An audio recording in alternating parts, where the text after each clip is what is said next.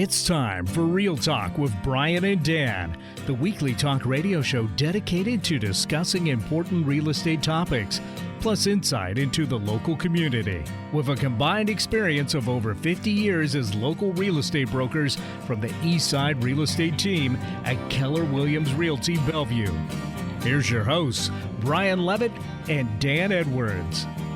Well, good afternoon. Welcome to Real Talk with Brian and Dan. It's Wednesday, June 5th, 2019. Thanks for joining us today. Now, do keep in mind, if you don't catch the entirety of this podcast, you can download it anywhere on podcasts are found. I found it on Spotify. I found it on Apple Podcasts.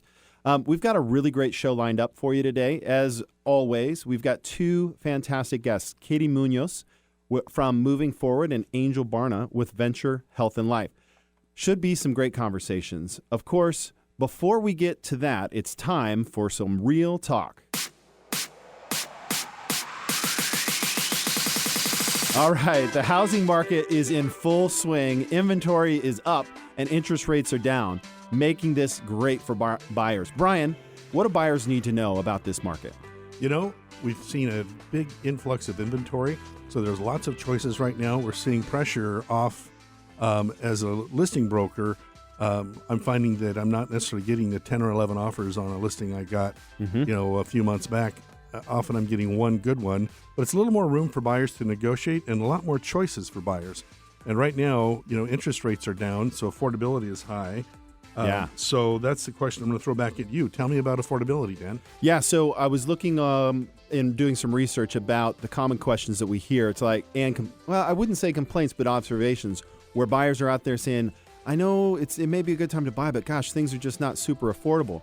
So I went to the NAR, National Association of Realtors, who compile a lot of cool statistics. And what they're showing out there is that our affordability right now is much higher than it was in the late 90s. So if you go back to late 90s, all the way up until 2006, our affordability right now is much better than it was then. So what about when we had our down market, 2008, 9, 10?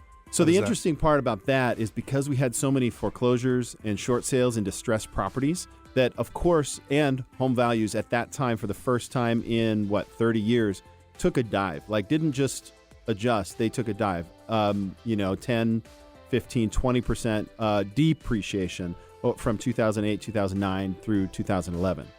So the interesting thing about that is whenever we talk about affordability, somebody says, well, that can't be. Home prices keep going up. So you familiar with what goes into that statistic, Brian? No, please tell me. All right. Well, I will tell you. That was a leading the witness, minds want to know. Okay. So the interesting part is it's not just home prices that go into that. If you think back, Brian, I know you can do this because you're older than I am. But, think back to where interest rates were, right? In 1998, 7% was a good rate. Yeah, I was like super stoked to get a 7% interest rate. Well, today, and we'll talk during the mortgage moment with our with Michael Burdick to kind of see where rates are. But I do believe they've dipped below 4. So that's the price of money is not quite, but almost half of what it was then. Now, the other aspect of that is income. Mm-hmm. So income and where it sits from a standpoint of where and it's based on inflation as well. So, I mean, these are people that crunch numbers. It's not me. If you want to go back and look at the affordability index, I think you can find it in a couple of places, National Association of Realtors and also Calculated Risk. Yeah. That's a great website that talks about that kind of stuff. So, something else I was thinking about in terms of affordability when we looked at that down market was the condition of the homes. Often there was a ton of deferred maintenance. Yeah. So you might be able to buy it for less. Then you had to throw a ton of money in to bring it up to standard. Right. So I think, that's another factor that is often overlooked in terms of the relative affordability. So that brings us back to our topic about buyers and what they need to know. So because inventory has gone up, and over the last 2 months, we don't have a full compilation of May's numbers, but I'm going to go out on a limb and say we listed 6 homes last week. So a lot of other people brought in homes after Memorial Day weekend. Right. So inventory is going to show a lot of options. Now get this, Brian. Even though that was the case, I still was in a competitive offer situation with my buyers last week. Nice. So not nice. No, I want for my buyers. That's funny. I'm thinking on the listing side. Yeah, you're thinking on the listing side. I know, right? Listing brain. No, this was obviously for the seller it was nice. Yeah. So we have to make sure that buyers understand that still one of those influx where that home had sat on the market for about 30, 40 days. Yeah. And then all of a sudden, boom, everybody got two serious. offers on yeah, it? yeah. They didn't even do a price adjustment at that point. Yeah. So the good news is our client won. So that's always That's good. great. Yeah. Well, I got a contingency accepted, and in a market where most brokers are saying nobody will do those, we are. Yeah. And what that allows is this buyer to buy their new home before they've sold their old one. So they've eliminated the uncertainty of their move. Yeah, and we talked about that a couple of weeks ago Right. in one of our segments about how to get and structure that contingency.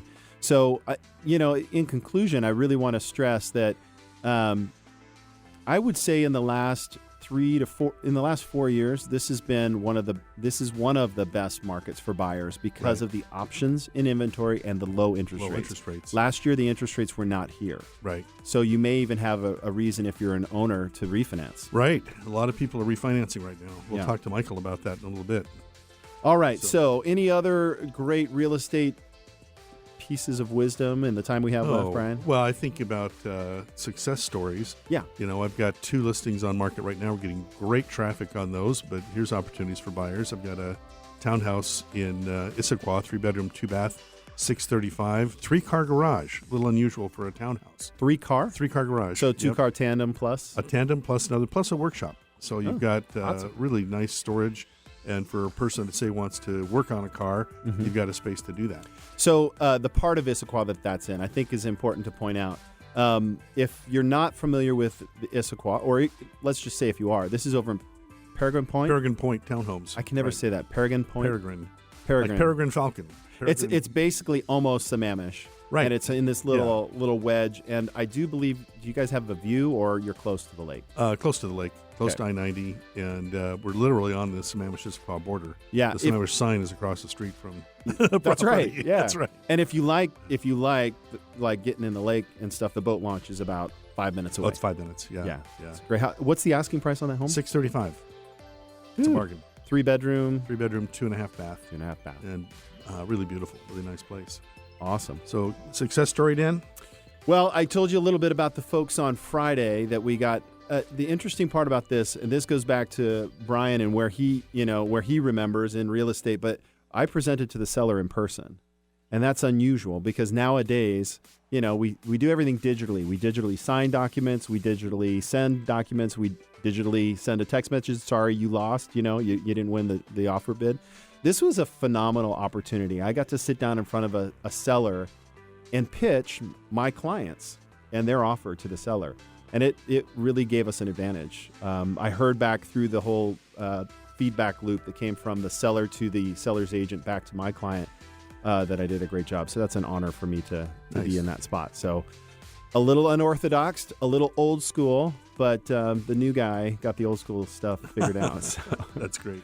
All right. So after the break, we're going to visit with Michael Burdick with Loan Depot. He's going to share kind of what's going on. I think we're going to talk about maybe if you need a little extra money at closing, that kind of thing. Sure. So we'll be right back after this break.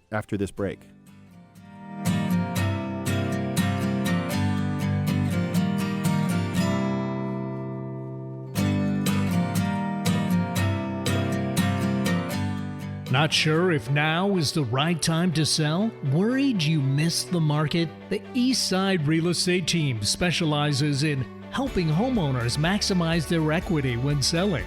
With our proven premier listing service, our clients have sold their homes for more money in less time than the competition.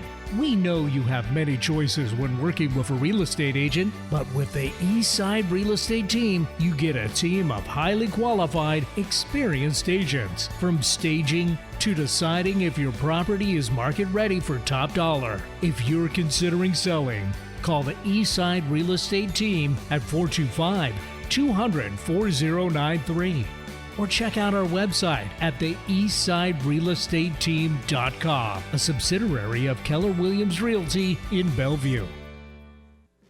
Thinking about moving out of a long-term home, but feeling overwhelmed?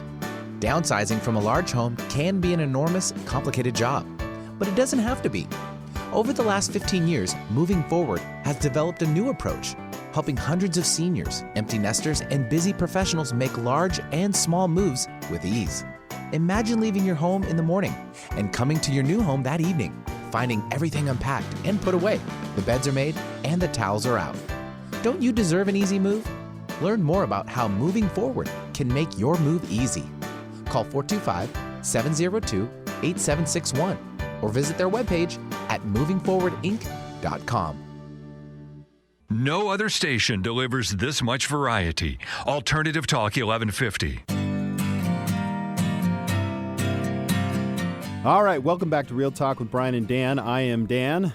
I'm Brian. All right, so it's time for our weekly visit with Michael Burdick at Loan Depot. Welcome back to the show, Michael.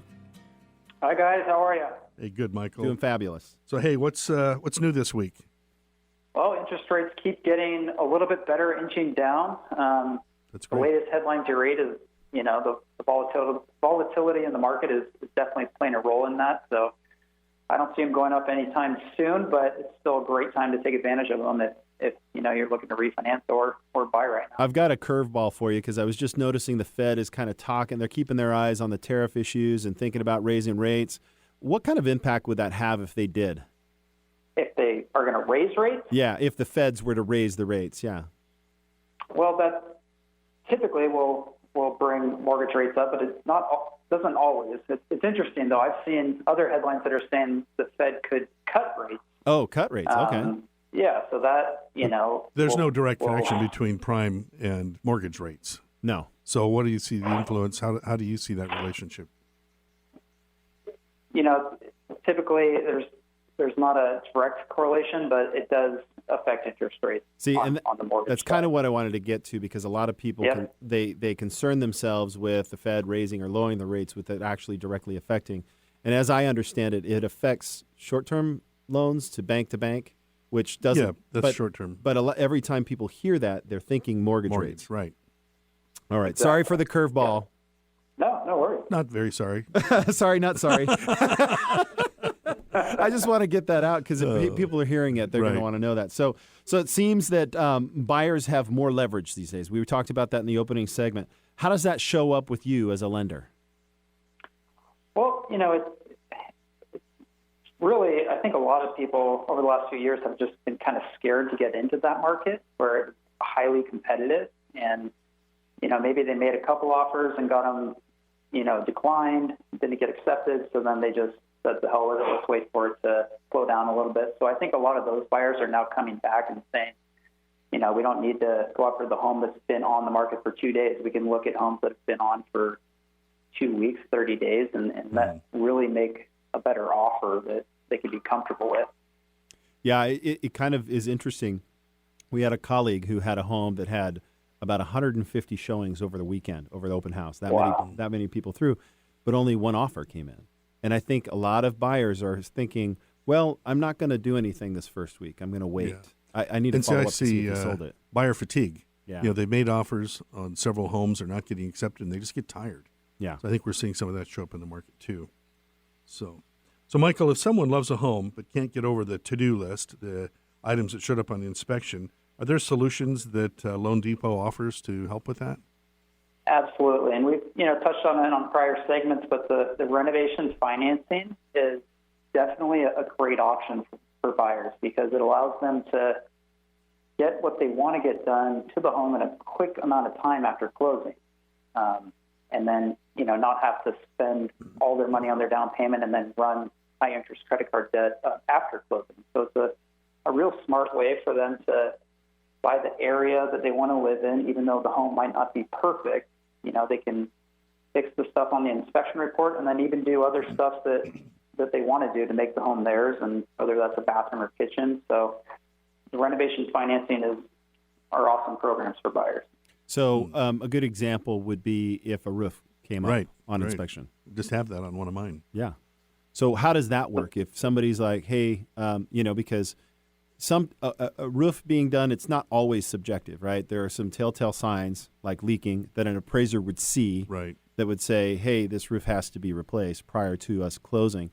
How would Loan Depot, let's just say that the buyer says, we absolutely want to buy this house. we just can't come up with the extra money, and there's somebody behind them, right? It's that's about driving. $10,000 on this roof. How would Loan Depot help that situation? So there's a couple of different options. Either the seller can do it, and they can either do it before closing if they have the funds, or they can do it with an escrow holdback after closing and use their proceeds from the sale. If the seller just says, I don't want to do it, then, and the buyer can't do it with, the additional funds that they have, then we could flip that to a renovation loan as well and get that roof fixed after closing. Let's break that down. Brian, escrow holdback, what does that mean? Escrow holdback is where the money for the repair, usually 1.5 times the bid amount, is held in escrow and then paid out to the contractor upon job completion. Any remaining balance goes to the party that put the money up. So how long can they do an escrow holdback? They're usually done pretty quickly. I'm seeing 60 days is generally as far out as they want to go. 60, okay, Yep. all right. And then, so let's say the escrow holdback doesn't work or the seller doesn't do it. Then the third option is the Loan Depot reno loan. And essentially that gets tacked on to the loan purchase balance. So if you lended them, let's say they qualify for $400,000, but you just lended them $390,000, and then this issue comes up, you could actually lend them the additional $10,000 that then gets paid by Loan Depot to the contractor. Is that how that works? Correct. Okay. And then, the appraiser would have to come back out and verify that the work has been completed. All right. Closing. So, Michael, thank you. Yeah. Hey, as we wrap up, tell our listeners how to get a hold of you. I always say just Google Michael Burdick Loan Depot. I'm out of Bellevue, Washington, so that's the best way to do it. Just Google you. Just Google. Google Michael. What's your phone number? Yeah, what's your number, Mike? 206-661-2289. All right. Well, listen, we appreciate your moment. We appreciate your time and your insight. And we're going to head to a commercial break. After this break, we're going to be meeting with Katie Munoz of Moving Forward. So we'll be right back.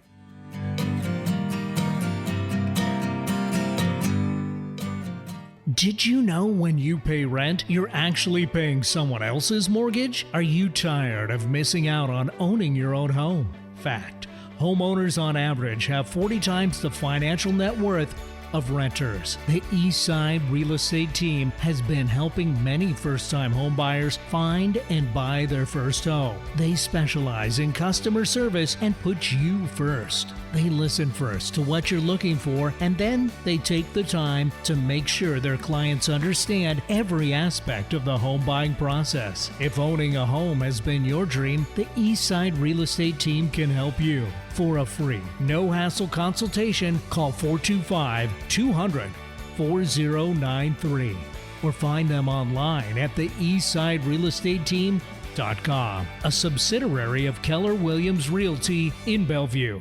Bringing good vibes to the Puget Sound and the world. Alternative Talk 1150. Welcome back. You're listening to Real Talk with Brian and Dan on 1150 AM KKNW. I'm Brian. And I'm Dan. Our first guest is Katie Munoz of Moving Forward. Katie is a move manager, humorist, and founder of Moving Forward. She started her business back in 2004 after her mother needed to move from the family home to a retirement apartment. Katie, tell us a bit about yourself. Well, I'm wondering what's the most important thing you want to know. Well, what do you do when you're not helping people move? I want to know about the humorous part. Yeah, that's a good one. Oh, okay. Yeah, I love telling funny stories. Excellent. Just love Well, let's doing hear a that. funny story. Uh-oh, she's on the spot now. Uh-huh. Totally on the spot. Okay, in high school, I was super goody two-shoes, never missed a class. But I really wanted to do something wild. So my best friend and I, we decided we were going to skip school.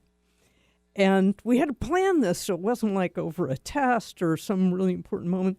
But we got it figured out. We were in different classes. We had to time it. We each took a note to the office that's like, your principal, I'm excusing Katie Martin from class for a dentist appointment. I'll be there to pick her up at 10:30. So Suzanne put one in. I put one in for slightly different times.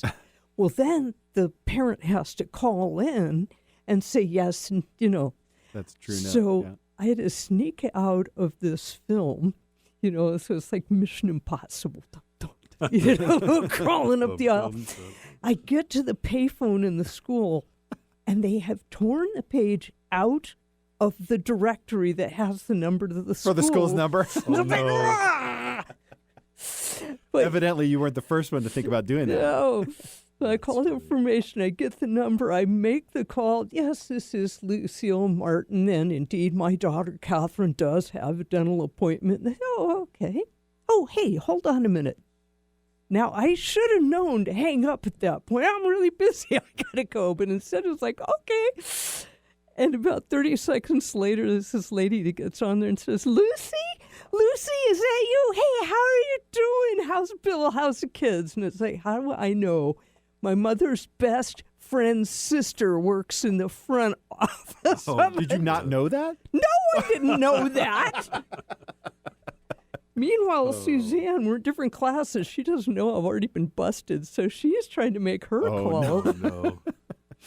And her voice goes up a couple of octaves. It was like they say, "Oh, I don't think I'm really speaking to an adult." Oh, yes, you are. So we both ended up on trash pickup duty for the rest of the week in the cafeteria. Yeah. Oh my gosh, That's good. that's very humorous. Very good. Well, so this is also a show about real estate, and so we like to hear your story growing up. Tell us about something that you remember from the home you grew up in. Oh, it was the coolest place. We had townhouses and big shared backyards. It was kind of like living with an extended family. We might not have all been related, but, and it was hot. Nobody had air conditioning. So in the summer, everybody's lawn chairs are out in the backyard. The barbecues are all going. Kiddie pools going. Yeah, it was just a giant party all the time. I don't know that the adults liked it that much, but we kids just liked had it. a That's great. blast. So how do you help someone move? We can help with a whole range of things, and it's as much or as little as a person wants. So we can help them sort out what they want to take with them. We can help them make a floor plan. We can do all of the packing, and then they can skip move day altogether. They can come in that night when it's unpacked, put away, the beds are made, the towels are out. Wow. So this started back in 2004. Yeah, well, the very beginning used to be in software. Okay.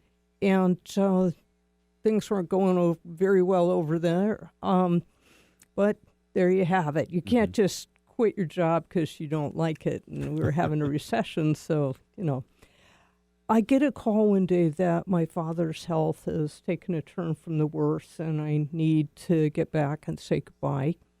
So I go to work one more day, and it's semi-annual layoff day, and I got the axe.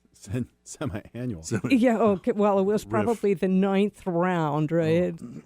And yeah, on one hand, I was so relieved to be gone. On the other hand, it is so insulting to be laid off. What do you mean you didn't have anybody less incapable than me? But it gave me time to go back to Virginia, to be with my parents, to see my father before he passed. And his biggest concern was what would happen to my mother after he was gone. Yeah. So I promised, I'll stay back here as long as it takes to get her moved and settled and the house sold. And I had no idea what a gigantic project it was that I was promising to do. Of course, I stayed and I did it, but it took 3 months. Wow. And I had to make it up as I was going along. And by the end, I'm thinking, dang, I wish I could do this over. I could do it in 2.5 weeks. We would have saved a ton of money. We would have saved a lot of time. It would have been easier on my mom. And when I got back here, I thought, I'm just going to start a business making this easier for other families to get through. Well, you've made my next, question easy for me is how you got started. But I've known you for some time, and I remember a conversation way back when. And I could be wrong here, but I was thinking you have a background in occupational therapy as well. No, Okay. I don't. I do an awful lot of reading, and so I Yeah. have kind of a informal background in psychology. Okay. That's Probably very helpful. Yeah. It's been useful understanding what's going on in the other person's head, remembering to reflect the feelings that I'm hearing them express rather than telling them how they ought to feel. You know? Interesting. Very good. Yep. So as this process evolved, you started with a niche with senior citizens who are moving into retirement communities. Is that the only people you help? No, actually, we help people in divorces. We help busy software engineers. We help people that are just overwhelmed by the whole process or have something better they want to do. And we don't discriminate against you youngsters. I love how you said that, you That's youngsters. That's a Virginia coming out there, huh? Yeah, probably so. So when I think about the whole process, why not just do it yourself? I mean, I know there's an answer to that.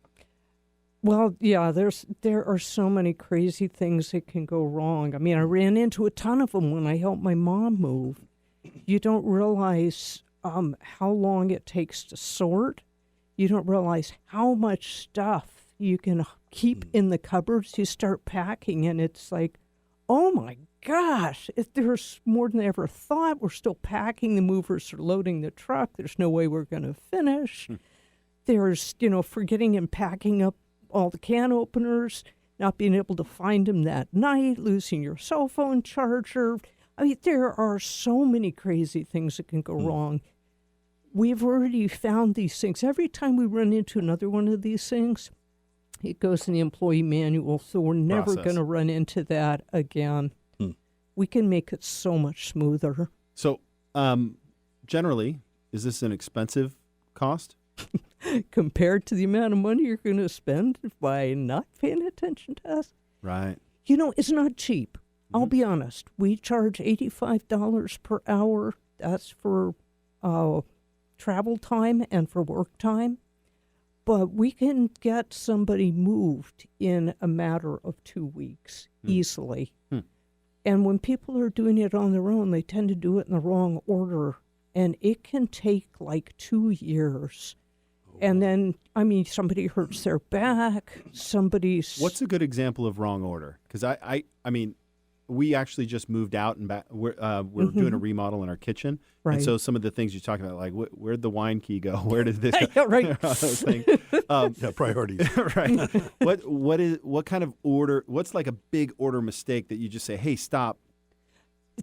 It happens right up front. When most of the moves you do in a lifetime, you're going from either the same size place to the same size place, or you're going to a bigger place. So it makes sense to sort everything out, get rid of the junk you don't want to take, and then move. If you do that on a downsizing move, going from like 2,500 square feet to 1,000, it's going to take forever. Yep. You don't do that. What you do is you ask, what do I use the most? And you don't answer any other question. People will go off on, oh my gosh, can I sell it? Oh, if I don't keep it, what's going to happen to it? Oh, maybe Jean wants it. Oh no, Jean is downsizing. It can just, it's crazy. Squirrel. Yeah, exactly. So Right. what you do is you move the basics, get into the new context, let the dust settle a little bit. You look around, you say, hey, I got room for 2 pictures on the wall. You look in the cupboards, I got room for this many more dishes. It's not a matter of, can I take 3 sets of china and the turkey roaster? It's like, no, 1 set of china, or maybe I want to take some more vases. But the other thing that's really important is there's all this anxiety that people have before any move, but particularly a move when they have a move for 30 years. It's a life change. Right. So all the anxiety about, will I like the new place? Is this, am I giving up on life? It projects itself on the sorting process, and it slows everything down. If you wait, you go back a few days later, you look around the attic or the garage, and you say, I'm not using any of this stuff. I'm in the quilting club now, and we're going to go out and see the tulips on Thursday. I'm not going skiing. I haven't been skiing in 10 years. It's suddenly so clear. And so we can save people a ton of time and confusion. Going through that. Yeah. Well, let's see. Where are we at? Dumpster. Dumpster. Some Oh, my people say gosh. they need to just get a dumpster. Do you think it's a good place to start? Oh, I think that's the worst place to start. Well, tell us about that. I don't want to be sexist, but I'm afraid it's usually the sons that propose the dumpster. You know, mom's got a bunch of doilies in China, and the sons are looking at it and going, it looks like junk to me. It's wrong for so many reasons. For one reason, it just tears a person's heart to see the things they've loved be thrown in the dumpster. But it's also really expensive. You got to rent the dumpster. Then you got to do all of the work to take everything out and put it in the dumpster. And then you have to pay for the weight of everything you put in the dumpster. And the worst part is no opportunity now to potentially liquidate those things. If you do it the other way around, just move at the basics, go back, get a few things. Now you have everything left in the house, including the junk and the trash. Now we can bring in an estate sale company, and they can set the whole house up like a store. Well, Katie, you just gave me an aha as you're mentioning this process. In the past, I've always, Brian and I know, and I have both interacted with people who they're in their home, and they're like, well, we'll sell it once we get, everything cleared out. And instead of identifying where they're going to be, get in that place, and then, like you said, go back. Take a couple things here, take a couple things there. Not until you started talking to me today about process did it occur to me that it makes a whole lot more sense to be where you're going to be before you start this process, so that you can take the things you need into the space that you're going to go. And that's really wise advice.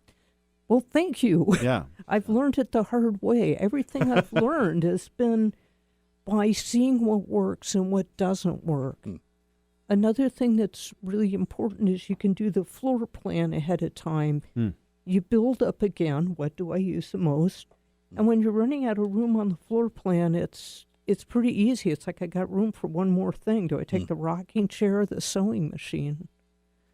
So you mentioned estate sales. Do you help arrange that for clients? Right, we do. We don't accept any referral fees from companies that we refer to, but we have 3 or 4 good estate sale companies that we've worked with over the years.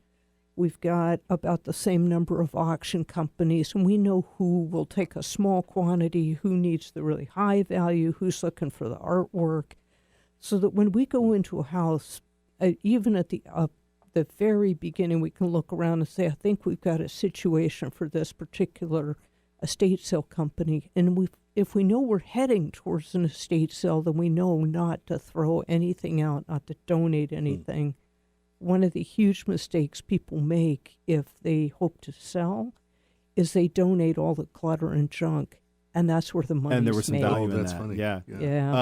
One of my clients, their estate sale did $4,500 in the whole weekend. I mean, that's great. That's a lot of money to anybody. Thank you for coming in and visiting. It was great. Now, if somebody's thinking about downsizing, how do they get a hold of you? Well, the very best thing they can do is pick up the phone and dial. I am just happy to chat with people on the phone. Maybe all they need is 5 minutes worth of free advice.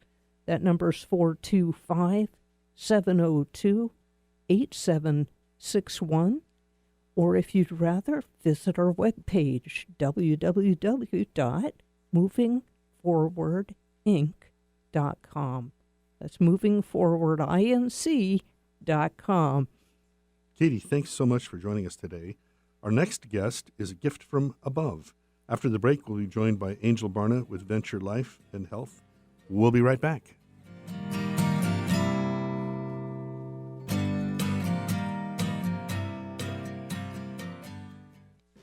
Thinking about moving out of a long-term home, but feeling overwhelmed? Downsizing from a large home can be an enormous, complicated job, but it doesn't have to be. Over the last 15 years, Moving Forward has developed a new approach, helping hundreds of seniors, empty nesters, and busy professionals make large and small moves with ease. Imagine leaving your home in the morning and coming to your new home that evening, finding everything unpacked and put away. The beds are made and the towels are out. Don't you deserve an easy move? Learn more about how Moving Forward can make your move easy. Call 425-702-8761 or visit their webpage at movingforwardinc.com. Like us on Facebook, facebook.com/1150KKNW.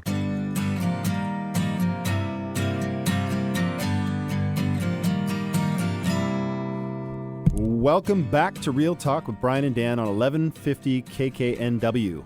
I'm Brian. And I'm Dan. Our next guest is Angel Barna.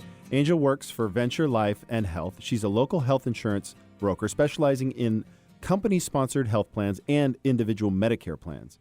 Is your business missing out on growth in a great economy because you're not able to hire and retain top talent?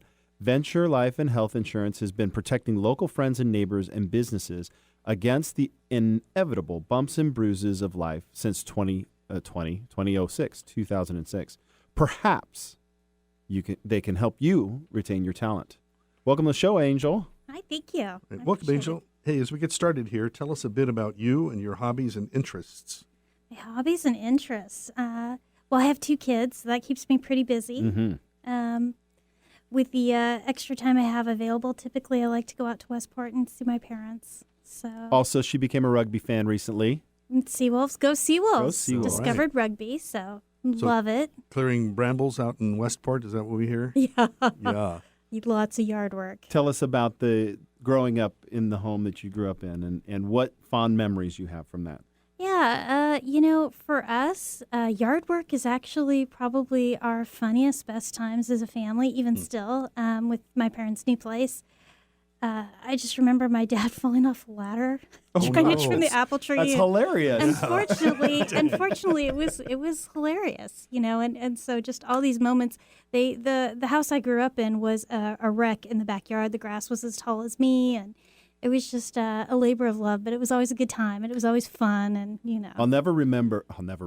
That's funny. I'll never forget one Christmas. We went out and we cut Christmas trees. You cut. And there was this one just standing alone by itself. We're like, hey, that's great, right? So we cut it down, brought it back in. And, my kids are around. I think they're about 7, maybe 8 years old.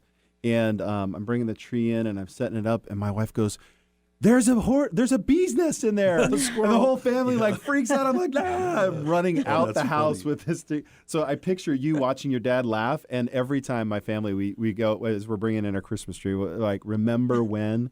That's what I love about the homes. There are so many memories that are just right around that spot. So thank you for sharing yours about your father falling. That's great. We hope he was okay. he's fine. Maybe is that what got you into the health insurance? Maybe it was implanted very young. Yeah. So what's the top problem you solve? Top problem I solve for companies is attracting and retaining quality employees. What we see in this market is that our unemployment rate is really low, and this is an area filled with top talent. So to bring on these qualified employees, healthcare is a must at minimum. And so that's usually the top concern when somebody calls me. They're trying so hard to hire someone, and either they don't have a healthcare plan in place or they need a better plan. Okay, so size of companies, because I think that's the niche that you kind of fill, is the Microsofts, the Boeings, right? These are giant accounts. Not that you wouldn't turn away that account, but the niche that you serve are some of these medium-sized businesses, right? Yes, medium-sized businesses. So small group is defined by under 51 employees. So a good market for me is a company that has fewer than 100 employees. Okay. And then how exactly do you solve that problem with healthcare? So healthcare is kind of complex, and there's a lot of options out there. It can be overwhelming. I work with 5 of the top carriers here in Washington. I also have over 17 different trusts and associations. Every industry has a different kind of niche and a different kind of need. I think what's great about our group is that we cover so many different kinds of companies and businesses. We're really able to let you know what everyone else is doing, what we see as the norm, and what other businesses like theirs are picking up in terms of benefits. So Dan and I are independent contractors, so we would be considered individuals, or do you help individuals? I unfortunately do not do individuals. Okay. I have an amazing professional that I do refer to. He's great. So yeah, it's a very different market, individual. It's horrible, but different. What's a growing trend you see in the benefits market? Ancillary benefits. So what you'll notice is that some of these larger companies have offered such a huge selection of different kinds of benefits. So employees are not just looking for health care, they're also looking for paycheck insurance. They want short and long-term disability. They want life insurance. They want 401ks. They want things like prepaid legal. I've even seen pet insurance. So Really? yeah, just these different options available, whether they're company paid or they're voluntary, really beef up a company's overall benefits offering. Is there anything that sticks out as like I heard you say paycheck insurance? That sounds like disability. Mm-hmm. Yeah. So is there any one specific where recently were you proud of this package you put together that helped a company attract talent? Yeah, so I've been working with quite a few startup tech companies. And the big thing is disability for high-income earners. And it can be done on a group level, which is very affordable. But it takes a couple different carriers to accomplish covering up to 60% of somebody's income. And so that's Just splitting the risk up. Yep. Just breaking it up across a couple different carriers. So how do you solve the rising cost of healthcare? The rising cost of healthcare is something that every company and individual is facing right now. There's a lot of great options available. There's some HSAs that are available that are going to help lower some of those costs. The carriers all have different niches.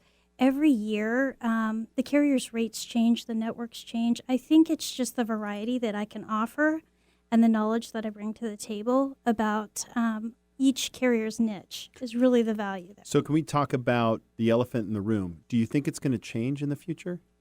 I do think it's going to change in the future. Yeah. Care to expound on that question? It's a talk radio show. Yeah. Yes. Yes. No. Yes. I do think there's changes in the small group market ahead. Okay, cool. Yeah. For the individual market, I mean, there's talk, nothing's finalized. There's things that are getting voted on here in Washington State. Will it go? Will it not go? Does it get implemented? That I can't for certain say, but I will say that yes, changes are definitely coming. So what do you think the overall positive effects of having health benefits are to a business? You mentioned like recruiting. Yeah. But is there things you think of beyond that? Yeah, recruiting and retention. I was actually just looking at a small business survey. 78% of small business owners said that having a health insurance plan in place increased loyalty and it decreased turnover, which we see as well. 75% it helped with employee recruitment. 64% said it increased productivity by keeping employees healthy.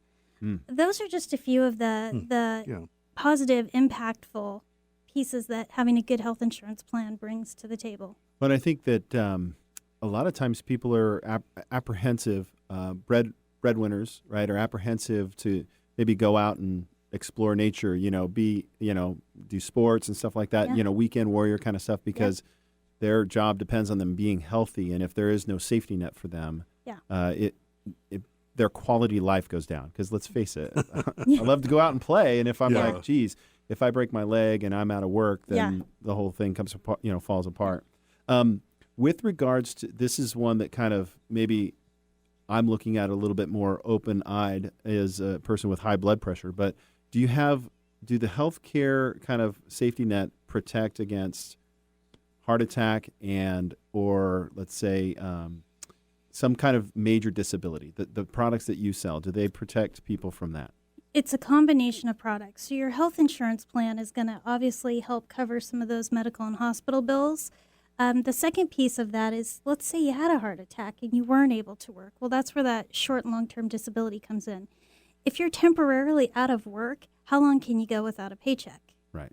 That's that paycheck insurance. That's that paycheck insurance. So it's a combination of products that are really going to help get your employees and yourself through those times. So what's the biggest challenge for business owners in terms of actually getting this plan put in place?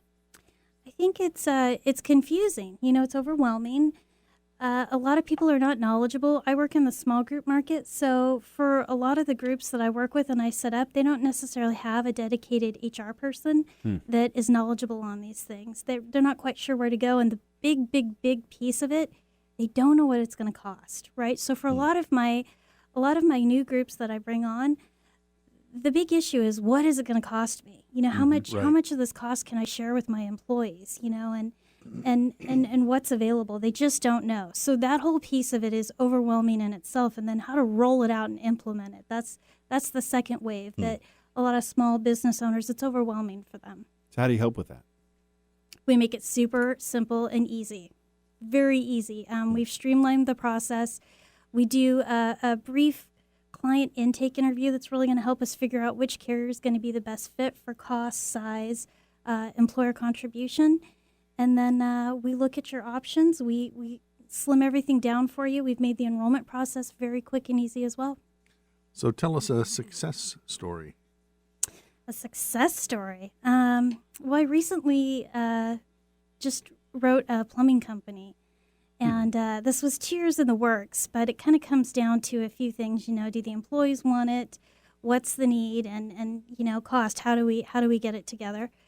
The success story is that it's going to lower those L&I claims, because that was the big problem that we had. You know, if you come into work and you're limping in because you got hurt over the weekend, you don't have any health insurance.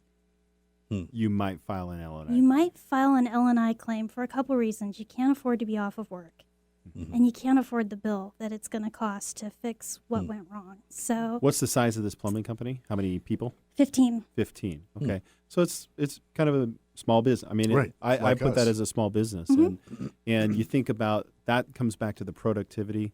It comes back to the quality of workmanship that you're getting. Plumbing, I can only imagine. I had a plumber over. He had to go in my crawl space.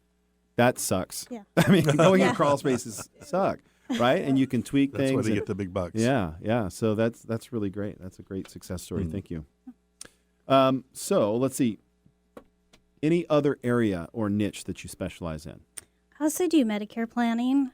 This is kind of near and dear to my heart. The Medicare market is very overwhelming. There's 96 plans in King County alone. I work with 10 of the top carriers here, and I love it. I love it. It's a great market to work in, and my clients are all super grateful. So I really Okay, I'm kind enjoy of naive about that because I'm a youngster, right? Right, Katie? I'm a youngster. So how does Medicare work? Don't you just get a card and you're good to go? Yep. Like when you turn a certain age? Yep. So you get a card. It's an 80-20 plan. So what do I need you for? Well, that 20% is uncapped and it's unlimited. Ouch. So, yeah, the sky's the limit on that 20% that you'll pay. Ah. Yeah. So the answer to that is private companies. So supplemental plans. Supplemental plans, advantage plans will fill in some or all of that 20%. Why are there so many companies? It's a very competitive market.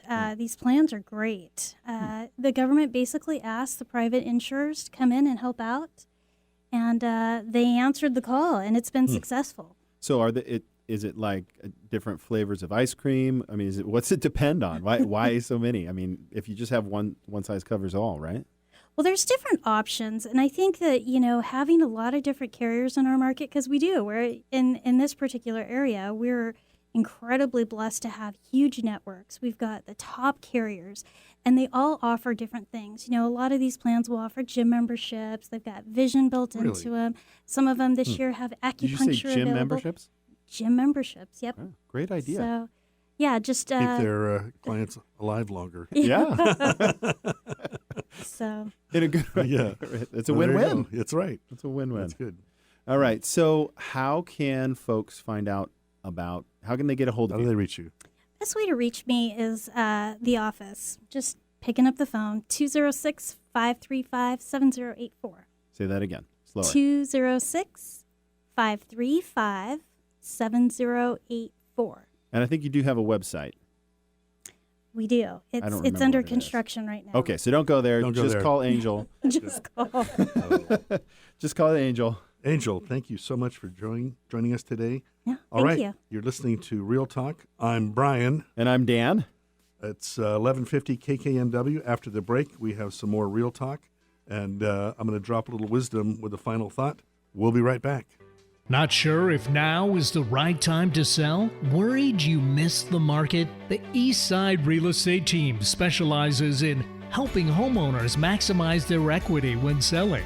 With our proven premier listing service, our clients have sold their homes for more money in less time than the competition.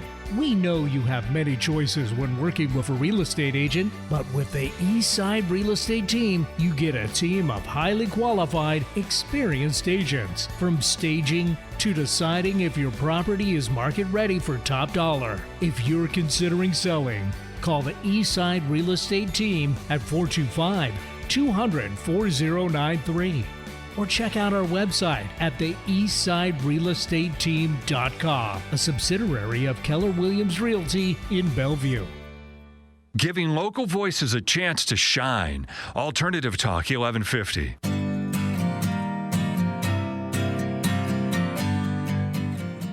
Welcome back to Real Talk with Brian and Dan. I'm Brian. And I'm Dan, and we've got our final segment today, just kind of talking over what we've got active on the market. So, Brian, you have the Issaquah one we talked about earlier. What else you got? I've got a beautiful 4-bedroom Linwood, remodeled kitchen and baths, 3-car garage, and it backs to the community park. And so you basically got a gigantic art yard and play area that you don't have to maintain. Wow. And how many bedrooms? That's a 4-bedroom, 2.5 bath. $635. $635. That's a great price. It's a great price. Awesome. So I had a fun open house on Saturday in my Woodinville, my Woodinville luxury home. This home is basically like you're living outdoors. The outdoor kitchen is bigger than the indoor kitchen. That's how awesome it is. But we had some fun visitors. Mr. and Mrs. Black Bear were there. And I asked the seller for a little, he's got, bear, he knows they come. They're neighbors of his, He tries to be friendly to them, but keep them at distance. But, they got into the garbage can, and we're working on some asparagus. So I had to go clean that up with the bear whistle. That was kind of fun. So I've got that one. It's priced at $1,650,000. It's gorgeous. It is, like, to use one of Angel's words, it's gorgeous. Beautiful outdoor kitchen. Didn't you mention that's one you'd like to buy yourself? Yeah, absolutely. Yeah. I know a good broker. Do you? Maybe I can give him a call. We also have one in Linwood. Actually, we just dropped the price down to $624. So we came and hit the market at $650, and we made an adjustment, an improvement based on market response. So that's good. We also have a luxury home in Tallis at actually, we just dropped the price down to $798. So that's a 3-bedroom Bernstead, which is a quality home builder. They do nice finishes. It's just got a little higher end finishes, single family home in Tallis. Tallis is a neighborhood that if you're looking for a quiet but nice upscale neighborhood with a low carbon footprint and lots of trails, that's Tallis. There you go. Yeah.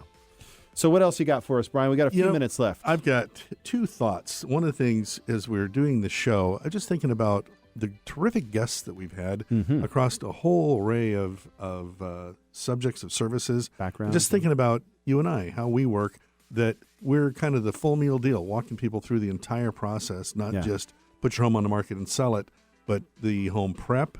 I think we have a stager coming up as a future guest. Yes, we do. Every step of the way from home prep to pricing to the move. And it's like, it's a big deal. And, one of the things that I've read is that selling a house, real estate transaction is one of the most stressful events in a person's life. And I feel a major part of our role is to take that stress away as best we can, walk people through the process. We do it every day. Most of our clients move every 7 to 10 years. But for us, the experience level is such that we can walk you through the entire process, start to finish, with our entire team, including the terrific people that we've been talking with here. Yeah, one of the passions that I had in starting the show and doing this was to be able to provide that community of services that happen not just in the transaction but in the community. Yeah, one of the things I've always believed too is we don't own the real estate. What we own is the experience. So we're not selling real estate; we're selling the experience. Yeah, I never sell people homes. I find homes that people want to buy. Yeah, and want to create memories there. Right. Yeah, create the experience.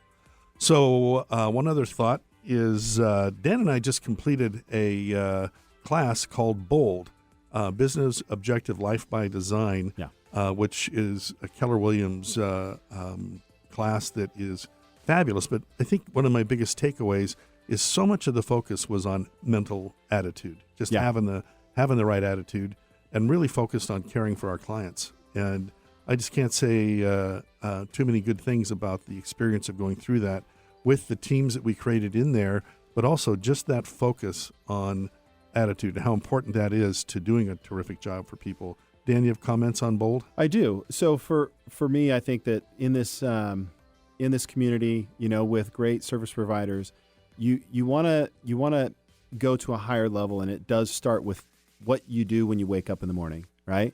And for me, I always try and hop out of bed with a positive mental outlook, whether it's Nacho, who's trying to get me up in the morning to get breakfast or whatever. And a lot of times it just takes some time to kind of sit and reflect. And one of the what we call bold laws that came out of that is the term, and I think it's for L. Ron Hubbard, which is be, do, have. Yep. And as I think about like anywhere you are in life, and I put it on my phone and my kids can see it, and I talked about that, and I thought, last week we had my CrossFit trainers on, and if I want to be fit, I need to be fit. I need to be the type of person that's fit, right? First, Right. in a mentality, right? Then I have to do what fit people do. And then I can have this slim, trim body that you see right here. Oh, yeah. Now, it's a process, right? It's a process. But that's kind of where I see is those are the types of things that that this adventure of life, and my job is to help people buy and sell real estate and that experience. Right. And in the end, it's all about that mental fitness, because that's where we go. Yep. Yeah. All right. Thank Well, cool. you. Another episode of Real Talk in the books. Thank you all for listening. We appreciate Angel, Katie. Thank you Katie, guys so much for coming in. Thank you for having us. We'll see you next week.